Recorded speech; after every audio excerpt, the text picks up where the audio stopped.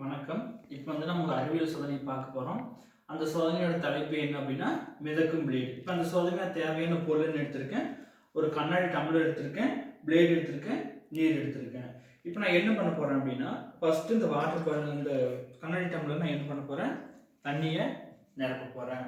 நிரப்பிட்டு அதுக்கு மேலே என்ன பண்ண போறேன், அந்த பிளேடை நீர் மேலே என்ன பண்ண போறேன், கிடைமட்டமாக வைக்க போறேன். இப்போ கவனிங்க, நீர் மேலே இந்த பிளேடு என்ன ஆகுனா மிதக்குது. ஏன் நம்ம பிளேடு வச்ச உடனே பிளேடு உள்ளே போயிருக்கான்.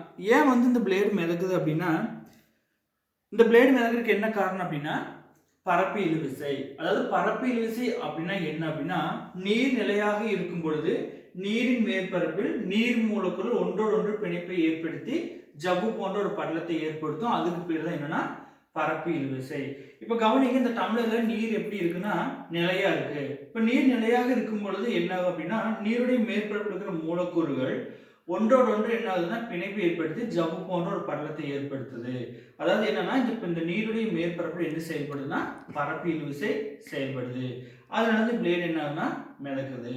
இதுக்கு உதாரணம் என்ன சொல்லலாம் அப்படின்னா, இப்போ மழை பெய்யுற காலத்துல பார்த்தா ரோட்டோரத்தில் நிறைய குழிக்குள்ள தண்ணி தேங்கி நிற்கும். அப்படி அந்த தண்ணி தேங்கி நிற்கும் போது அந்த தண்ணி மேலே ஒரு பூச்சி, அதை என்ன சொல்லுவாங்கன்னா குச்சி பூச்சின்னு சொல்லுவாங்க. அந்த பூச்சி பார்த்தீங்கன்னா அழகாக தண்ணி மேலே நடந்து போகும். ஆனால் அந்த பூச்சி தண்ணிக்குள்ளே என்ன ஆகுது, மூழ்காது. ஏன் அந்த பூச்சி தண்ணிக்குள்ளே மூழ்கிறது இல்லை அப்படின்னா, தண்ணி மேலே நடந்து போகுது அப்படின்னா, அந்த சைடில் இருக்கிற குழியிலாம் பார்த்தோம் அப்படின்னா நீர் எப்படி இருக்கும், நிலையாக இருக்கும். அப்போ நிலையாக இருக்கும் பொழுது என்ன ஆகும் அப்படின்னா, அந்த நீர் என்ன செயல்படுது, பரப்பு இழுவிசை செயல்படுது. அதனால அந்த பூச்சி என்ன ஆகுது, உள்ள தண்ணிக்குள்ளே மூழ்காமல் அது மேலே என்ன ஆகுதுன்னா நடந்து போகுது. நன்றி.